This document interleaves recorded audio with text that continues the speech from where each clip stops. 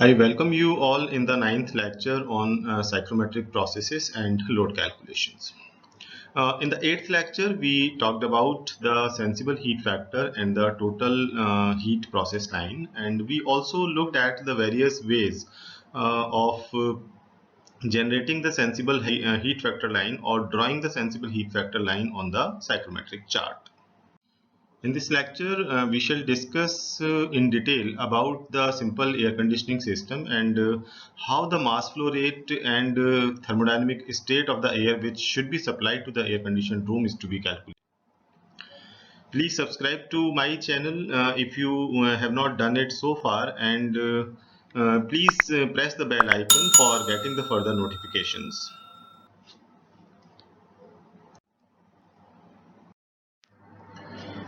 Let us now understand the functioning of simple air conditioning system and how the mass flow rate and the thermodynamic state of the supply air is determined. We know that during the summer season, the outdoor conditions are quite harsh. If we assume the conditions which are prevailing during the month of May and June, we notice that the outdoor temperature sometimes is greater than 40 degrees Celsius, and the relative humidity level is also very high. So let us consider here that there is a room, and this particular room is required to be maintained at a temperature of Ti and having a definite level of the moisture content or specific humidity omega I.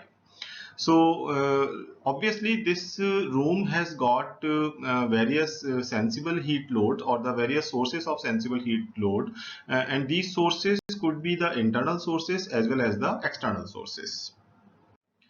Because a room is primarily composed of the four walls, one ceiling and a floor. So during the summer season, all these walls, the outer surface of all these walls and the upper surface of the ceiling is exposed to the solar radiation. So most of the walls, they receive the direct solar radiation and also the diffused form of the solar radiation. And definitely some of these four walls are containing the doors and windows, so the direct radiation may enter into the room through these glass windows or through the door openings. And maybe there are certain number of persons who are living in that particular space, so they will also be constantly losing certain amount of heat. There may be certain level of activity, maybe like it is a gym. So so many persons would be there who will be exercising and ultimately be releasing the sensible heat load, as well as the contributing towards the moisture transfer also.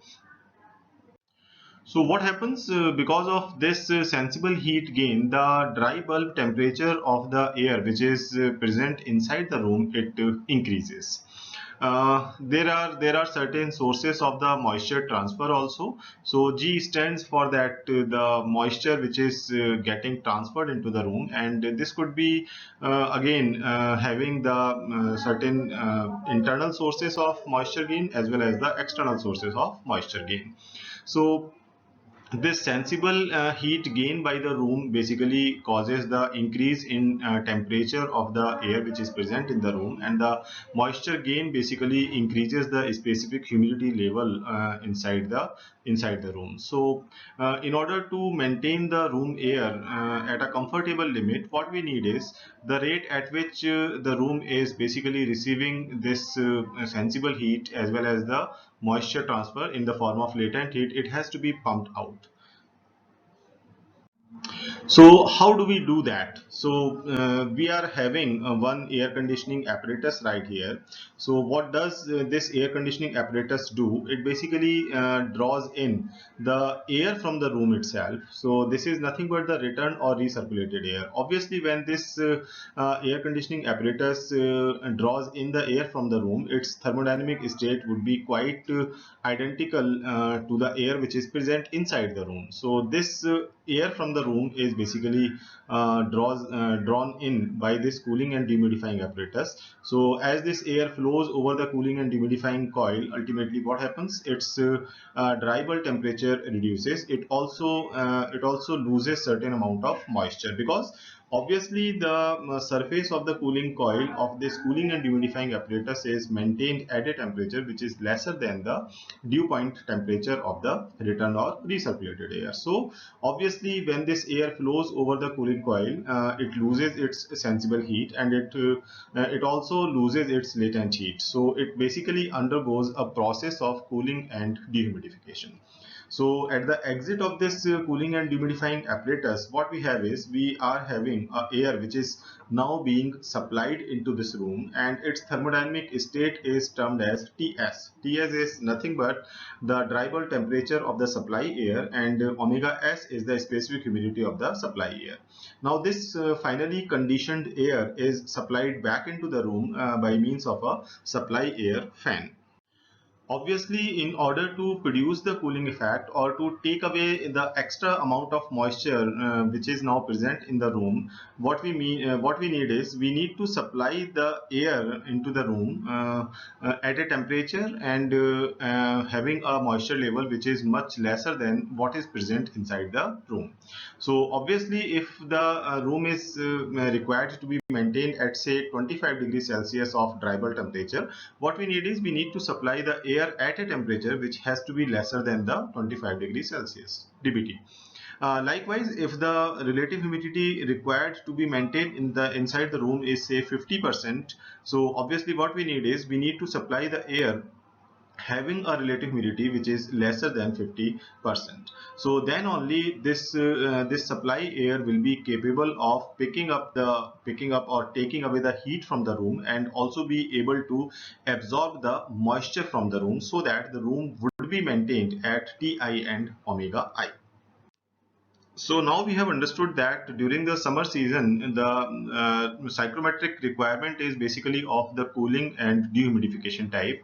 The sensible heat gain basically causes an increase in the temperature, dry bulb temperature of the room air, and the moisture transfer basically increases its moisture content or the relative humidity. So ultimately, in order to maintain this room at Ti and omega I, what we need is we are supplying the air at Ts and omega S. So how much temperature difference is available here is, it is nothing but Ti minus Ts. Obviously Ti is greater than Ts, and omega I is greater than omega S. So this Qs is nothing but the sensible heat load on this particular room, and G, that is the moisture transfer into the room, basically causes a latent heat load, because ultimately the dehumidification would be required, and dehumidification is nothing but the latent cooling load on that particular room. So as we look at the thermodynamic state, I stands for the thermodynamic state of the air which is present inside the room, or which are my required conditions. S is nothing but, small s is the supply air state, that is the that is the thermodynamic state of the air which is being supplied into the room. So this is the thermodynamic state of the conditioned air. Capital S, it is not shown in this particular diagram, but this is nothing but the that is the surface temperature of this cooling and humidifying coil. So ultimately what we have is we are going to have the two equations, for one sensible heat load and another for the latent heat load, and the total heat load of a particular room is nothing but the sum of these two heat loads. So total heat load, which is represented here as room total heat, is going to be a sum of the room sensible heat and room latent heat. Now the equation for the sensible heat load of a room, or the sensible heat balance, may be written down as RSH equal to denoted as Qs, and it is going to be equal to mass flow rate of the air multiplied by Cp. Cp, as we know, it is nothing but the humid specific heat, and delta T. So delta T is nothing but the temperature which is required to be maintained inside the room, minus the temperature at which the air is being supplied into the room to offset that particular sensible heat load. So we have already derived the equation for this when we discussed about the sensible heating or sensible cooling process.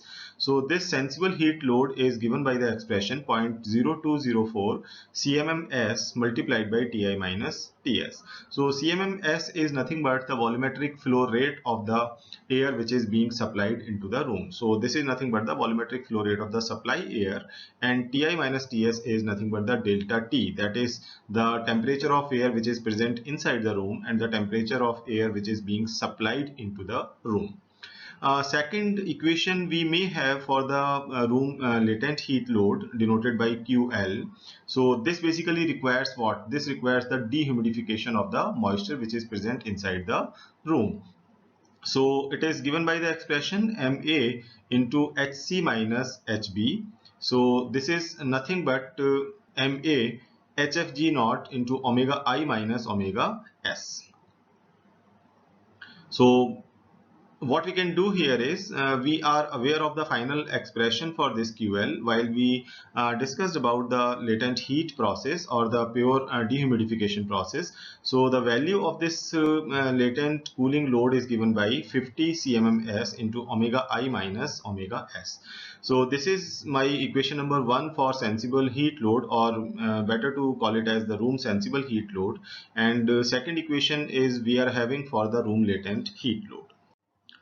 So these two equations are basically used to determine the volumetric flow rate of supply air and its supply air state, that is its dry bulb temperature and its specific humidity level. So ultimately, when we look at these two equations, what we observe is that there are only two equations available with us. That is first equation for the room sensible heat load, another equation for the room latent heat load, and ultimately now we are dealing with the three independent variables or the three unknowns. So what are those three unknowns? First, that is the volumetric flow rate of air is to be determined. Then its thermodynamic state is to be determined, means at what temperature and with what relative humidity or with what moisture content the air should be supplied into that particular room. So CMMS is first independent variable or the first unknown. TS is the second unknown, that is the temperature of the supply air is the second unknown. Third unknown is the omega S. So that basically puts us in a very difficult scenario, because now we are having only the two equations and there are the three unknowns to be determined or the three variables to be determined. So ultimately what we do here is we make use of the first equation, and when we look at the first equation, what we observe that it still basically contains the two unknowns, that is CMMS is unknown and TS is also unknown. Ti is definitely, it is from the comfort zone or from the comfort chart, it is usually fixed.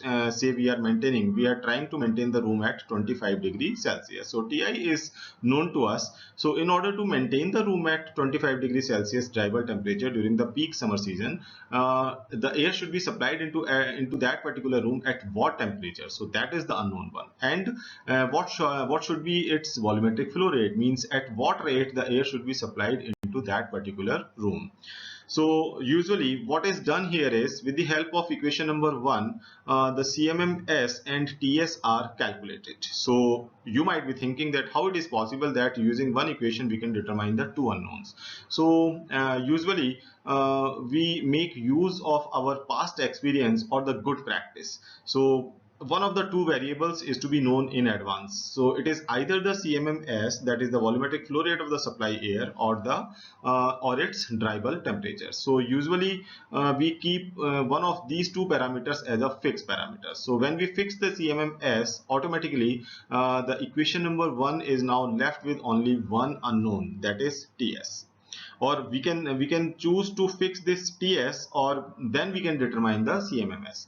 So this is a usual practice, that with the help of equation number 1, the volumetric flow rate of air and its dry bulb temperature of the supply air is first calculated, and having determined this CMMS, it is inserted into this second equation right here. Omega I is known to us, it is basically the desired condition. So with the help of this second equation, then omega S is calculated. So with the help of two equations, now we can solve, we can determine the three unknown or the three independent variables, which are volumetric flow rate of supply air, its dry bulk temperature, and its specific humidity or the moisture content level. So this is the usual practice. How do we do that? How do we determine the three unknown variables using the two equations? Now we look at the situation again. We have got a particular room which has got its own sensible heat load and its own latent heat load. Considering or taking into account the various internal as well as the external sources of heat gain as well as the moisture gain. And finally, what we have to do is we have to determine that in order to maintain that room at comfortable limit, that is at its design conditions.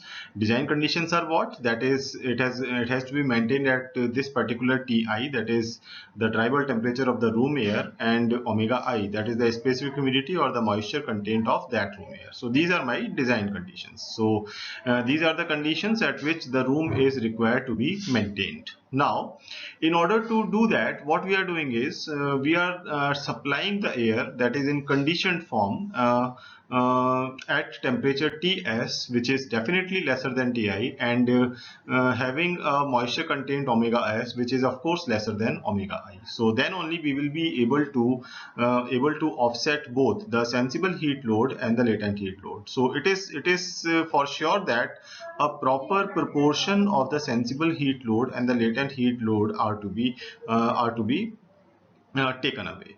So then only the room will be maintained at Ti and omega I conditions.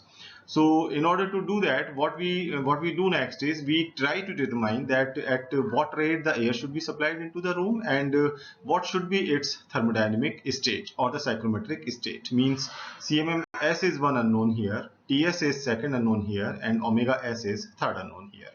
So that basically puts us in a difficult situation, as we talked about it in the previous slide. So what we do next is using our past experience, or as per the good practice, what we do next is we suppose, let us say, fix here the CMMS. We just go with a assumed value of the volumetric flow rate or the mass flow rate of the air in equation number 1, and we fix this value CMMS at any given value. Okay.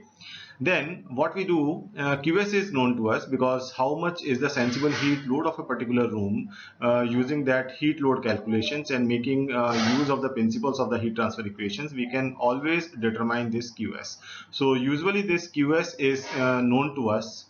We make calculations for determining how much is the sensible heat load and how much is the latent heat load of a particular living space or a particular room. So left hand side of this equation number 1 and 2, both are known to us. QS and QL are known to us. So when we look at the right hand side of this equation, CMMS is one unknown, TS is second unknown. So we fix this parameter based on our experience and as per the good practice. So when this CMMS is assumed, say first value, we can easily determine the TS. So having determined this supply air dry bulk temperature, we will again go for calculating using the equation number 2, that its specific humidity level omega S, because in this particular equation QL, it is equal to 50 CMMS omega I minus omega S, and we have already assumed the CMMS here as per the past practice and as per the good practice, or by virtue of the experience, that this should be the supply air mass flow rate. So now we have successfully determined the CMMS and the corresponding values of TS and omega S, right? So suppose this is my first supply air state for first assumed value of the volumetric flow rate or the mass flow rate of the air. So let us say that CMMS 1 is my first volumetric flow rate of air, that is the assumed value, and the calculated value or the determined value of TS and omega S are S1. So this is my TS1, and the corresponding specific humidity measured along this ordinate is omega S1, right? So that we have done. So we have successfully marked this point S1 here on the psychrometric chart. Now Now, if we recalculate the supply air conditions required for other values of the volumetric flow rate or mass flow rate of air, the conditions found would of course be different. So when we do so, when we assume the next value of the mass flow rate of air, CMMS here, we again go with the recalculation of this QS and QL and determine the value of TS and omega S. Say these are the second values of the TS and omega S, and this is S2 here.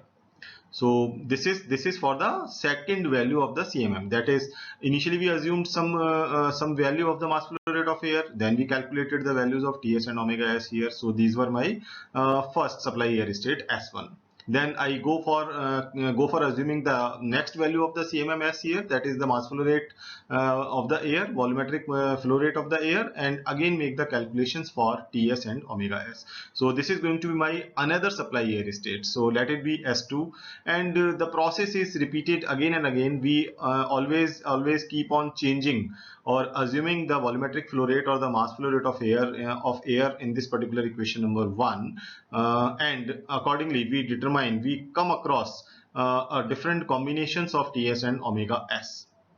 So when we plot when we mark all these supply air states on this psychrometric chart, we notice that they basically pass through a straight line. They fall on a straight line. So obviously this is a surprising fact for us to note that all these supply air state basically fall on a straight line, and furthermore, when this line is extended, it basically passes through the room air condition or the room design condition. Now this particular line has considerable significance if we were to assume still other air supply rates and then calculate the required supply air conditions. We would find that every one would lie on this same line. This is not a coincidence. Any supply air condition that will satisfactorily remove the proper proportion of room sensible and latent heat gains will be on this line. In addition, any supply air condition that is not on this particular line will not be a satisfactory supply air state. Let us now focus on the figure number 2. Here what we are doing is we have considered the two different psychrometric states of supply air. One state is state number A and another state is state number B. So we are having the supply air at two different supply air states. There is a room which has got its design condition. So this point number R is quite analogous to this point number I. So this is nothing but my room design condition or the inside design conditions. So there is a room which is required to be maintained at this particular drivable temperature and at this particular specific humidity level. So what we observe from the figure 2 is that for air supply at either A or B, the ratio of sensible to total heat removal, that is HS upon HT, is the same for both the conditions. And it is also true for any other point on line RA. This can be proved by the geometry of similar triangles, and the slope of the line RA, defined as ratio AX upon AR, can also be shown by geometry to be equal to HS upon HT. So what we mean to say is that first we focus on this supply air state A. Corresponding to the supply air state, the specific enthalpy is 23.2 units. Then the room design condition is at point number R, which is nothing but I actually. Corresponding value of the specific enthalpy is 30.1 unit. Right? So when we move along this line AR, basically we move along this path AX and then XR. So because these are the processes which are known to us, this is the sensible heat process and this is the latent heat process. So the slope of this particular line AR can be expressed in terms of this AX and AR. So AX upon AR, what is AX? AX is nothing but sensible heat. So how much is the sensible heat proportion? Sensible heat proportion is 28.1 minus 23.2. So this is nothing but the HS value. When we look at the HT, that is the total enthalpy change. Total enthalpy change would be from point number A right up to point number R. So at point number R, the enthalpy value is 30.1 and the enthalpy at point number A is 23.2. Now what we do is we take a ratio of these two. Ratio of these two means the ratio of the enthalpy, that is the sensible heat, divided by the total heat. So that comes out to be HS upon HT comes out to be 0.71.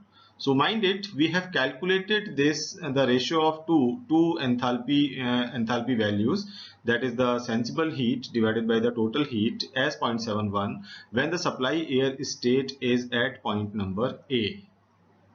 When we look at another supply air state at point number B, which lies on this particular line AR itself. So again, corresponding to point number B, the enthalpy is 24.7 units. Enthalpy at point number X is not going to be changed. It is 28.1 unit. And at point number R, it is 30.1 unit. When we again take the ratio of this HS upon HT, we observe that this ratio is not going to be changed. This is again coming out to be 0.71. So what we mean to say is that the slope of this particular line AR is given as AX upon AR, and it is nothing but HS upon HT. What is HS here? HS is nothing but the room sensible heat load, and HT is nothing but the room total heat load. And I hope that you guys still remember that expression for the sensible heat factor. Sensible heat factor is what? Sensible heat factor is nothing but the ratio of the sensible heat load to the total heat load. So this is for a particular room. So this is going to be the room sensible heat factor. So obviously in this figure too, we can precisely look at these two psychrometric charts, and we can easily observe that the slope of the line AR in this first diagram is quite identical to the slope of the same line AR in the second diagram also. But these two right angle triangles are different in shape, but they are quite identical, but they are quite similar triangles. So because the slope of this line is not changing, so this is going to be a smaller right angle triangle and this is going to be a relatively larger one. So what do we understand out of it is that when the supply air state is much different from this room design condition, it will basically require a lesser quantity of mass flow rate of air. When the supply air state approaches the room design condition or the inside design condition, so there is a lesser difference in temperature. Obviously when we look at the dry bulb temperature at point number A, it is somewhat here, and the room design condition has got this much of dry bulb temperature, so delta T is much greater than what we have the delta T corresponding to the supply air state B. So when delta T is less here in this particular equation number 1, so CMM, that is mass flow rate of air, is going to be increased. Likewise, we may also look at that the delta omega value, that is the specific humidity change. It is from this omega I to omega S, because the specific humidity at point number A and X, it is same. So this much of delta omega is available with us. So for this particular delta omega, we have got this CMMS. When we reduce this delta omega value, the specific humidity difference reduces. It will basically require a relatively larger mass flow rate of air in order to offset the sensible heat load as well as the latent heat load. So we have seen that when we solve the equation number 1 and equation number 2 for sensible heat load and latent heat load, an innumerable number of such combinations are possible, because for each supply air mass flow rate there will be a distinct supply air state. But for all these supply air states we have from equation 1 and 2, if we express them in this format, that is the sensible heat divided by the total heat. So what we get is the equation number 3. So this is going to be 0.0204 into CMMS Ti minus Ts. So that is the expression for the sensible heat load. Likewise, in the denominator, we are going to have the sum of this sensible heat load and the latent heat load. So CMM of that is mass flow rate of the supply air is going to be common in the numerator and the denominator part. So that gets cancelled out. So finally, we are left with this expression onto the left of this equation. So now we have discussed it already that we keep on assuming the different mass flow rates in the equation number 1 and accordingly calculate the supply air state as S1, S2 and S3 and so on. Then what we observe is that all these supply air states, they basically pass through a straight line, and this straight line itself passes through the room design condition or the room condition. So now here we can define a very important line which is known as the room sensible heat factor line or the condition line. So the room sensible heat factor line is defined as the line which is drawn through the room conditions with the room sensible heat factor slope, that is RSHL divided by RTHL. The importance of the room sensible heat factor line is that it is the line on which any satisfactory supply air condition must lie. The reason for this is that it has the slope representing the correct proportion of sensible and latent heat removal. Therefore, if the supply air condition is on the line, it will remove the correct proportion of the room sensible heat gain and the room total heat gain. In selecting air conditioning equipment, the usual practice is to plot the room sensible heat factor line and then choose a supply air condition on this particular line. Now the procedure for plotting the room sensible heat factor line or the condition line on the psychrometric chart is going to be explained here. First of all, what we do is that we are aware of the values of the QS and QL, that is the sensible heat load and the latent heat load of a particular room. So with the help of that QS and QL, first of all we determine the sensible heat factor, that is the room sensible heat factor. So that room sensible heat factor is nothing but QS divided by QS plus QL, that is the sensible heat load of a room divided by the total heat load of a room. Then what we do next is we move on to this sensible heat factor scale on this psychrometric chart and look at that value of the sensible heat factor that we have determined using this ratio. Suppose this value comes out to be say 0.49. Then what we do next is we just connect this 0.49 that is the that is this mark for that sensible heat factor with the alignment circle. So alignment circle, as I told you earlier, that in some of the charts you will find it at 25 degrees Celsius DBT and 50% relative humidity intersection point. So with the help of this we get this green dotted line, and this green dotted line is basically the line which will help us in generating or drawing the room sensible heat factor line. Then we mark the room design condition on this psychrometric chart as point number I. So this is at this particular dryable temperature and having this much of relative humidity is the desired condition. Then we draw one more line, that is another line, that is the red colored line, parallel to this previously drawn green dotted line. So when this line is drawn parallel to this one, these two lines, the red line and the green dotted line, they are going to have the same slope. So ultimately this red colored line is nothing but the room sensible heat factor line.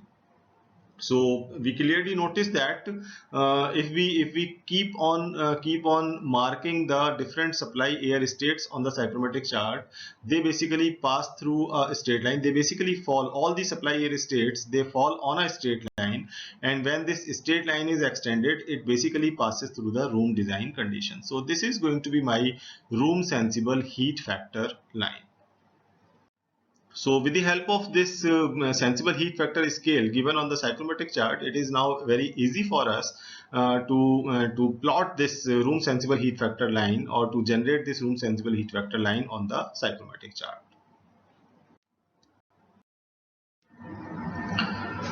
Now we shall try to understand what is the room apparatus dew point temperature and what is its significance and what is its importance. We have seen that in summer, the outside air temperature and humidity are both high. The room therefore gains heat as well as the moisture.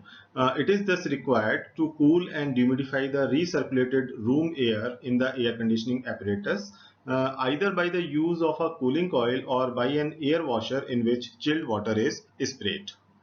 And this particular process follows the room sensible heat factor line. So in a cooling and humidification process, the temperature at which the room sensible heat factor or the condition line intersects the saturation curve is called the room apparatus dew point, or simply called as room ADP. So in this particular figure number 1, what we notice is that there is a line IS. So basically this line is nothing but the locus of all possible supply air states. One extremity of this room sensible heat factor line or the condition line is the point I. So obviously, when the supply air state is lying on the room design condition itself, when the Ts is going to be equal to Ti, or omega S is going to be equal to omega I. So that will basically require what? That will require infinite quantity of air to be supplied into that room in order to maintain the room at Ti and omega I conditions. So this is the one extremity of this room sensible heat factor line or the process line. Another extremity of this room sensible heat factor line is the point where it meets the saturation curve. So this is denoted by this capital S point, and this is nothing but the apparatus dew point temperature. So thus this apparatus dew point temperature basically denotes the effective surface temperature Ts. So when we are supplying the air at this apparatus dew point temperature itself, that is the supply air state is at point number S. We have got the maximum separation of the supply air state from the room design condition. So definitely it will give us the minimum mass flow rate of the air required to be circulated through the room. Now this minimum quantity of air required can be calculated using these three equations. First we can look at this room sensible heat load divided by maximum temperature difference. Maximum temperature difference is Ti minus T ADP. So this is going to be 0.0204. Just look at this expression. This is the room sensible heat load. This is nothing but Qs, and Qs is how much? It is 0.0204 into Cmm into delta T. So from here we determine that the minimum quantity of that is the airflow rate required. So using this energy balance for the sensible heat load, then we can look at the latent heat load also in order to determine the CMMS minimum. So that is going to be 50 omega I minus omega ADP. Definitely corresponding to this room design condition, there is a distinct value of omega I, and corresponding to this supply air state, when supply air state is exactly matching with the apparatus dew point temperature, that is capital S. Corresponding value of this omega is omega ADP. So this is going to give us the least value of the that is mass flow rate of the air. So this is RLH divided by 50 omega I minus omega ADP, and we can also calculate this CMMS using the third equation for the room total heat load. So room total heat load is going to be equal to 0.02 CMM into delta H. So delta H is now here going to be HI minus H ADP. So we have seen here that there are two extremities of this room sensible heat factor line or the process line. One extremity of the condition line or the process line is point number I, which would be the supply air state with an infinite quantity of supply air. The other extremity of this process line or the room sensible heat factor line is the point number S. So definitely this is going to be the supply state with the minimum supply air requirement corresponding to the given condition line. It is not possible to have any other supply air state with a dBT lower or higher than the apparatus dew point on the saturation curve, which would satisfy the given condition line. So what we mean by that is that ultimately what we get is we make a locus of all possible supply air states on the psychrometric chart. First supply air state could be my S1, another supply air state could be my S2. Definitely corresponding to this S1, the mass flow rate of air is going to be different. Corresponding to supply air state S2, the mass flow rate of air is going to be definitely different from what we have at point number S1. So we keep on marking these different supply air states at different mass flow rate of air on the psychrometric chart. These all supply air states, they basically fall on a straight line, and this straight line itself passes through the room design condition or the room condition. So this line is basically known as the room sensible heat factor line or the process line. So when my supply air state deviates much from the room design conditions, so definitely delta T and delta omega are much greater. So that will require that is the quantity of air to be on lesser and lesser side. So as my supply air state approaches the room design condition, so delta T and delta omega are going to be lesser and lesser. So they will basically require the greater mass flow rate of air required to be circulated through the room. So when this room sensible heat factor line or the process line is extended, it meets the saturation curve at point number S, and this is the effective apparatus dew point temperature. So all these points, capital S, this is small s, S1, S2, S3 and so on, all these points, they basically lie on a particular straight line. So this particular line has got a constant slope because its slope is given by that Qs divided by Qt, that is the sensible heat load divided by the total heat load.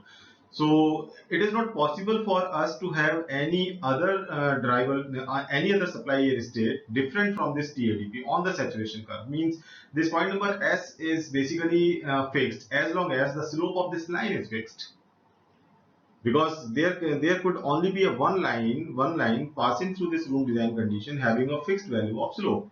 So this point number S is not going to be deviated, is not going to change its position on the saturation curve unless we change the slope of this particular room sensible heat factor line. So when we do so, when we change its slope, suppose we just reduce its slope, so this point is the S is going to be moved along this line somewhat here. So when the slope of this line is going to be increased, S is going to be on lesser and lesser driver temperature value. So this is the importance of this that is the apparatus dew point temperature. So this is basically going to give us an idea of the effective surface temperature of the cooling and humidifying apparatus.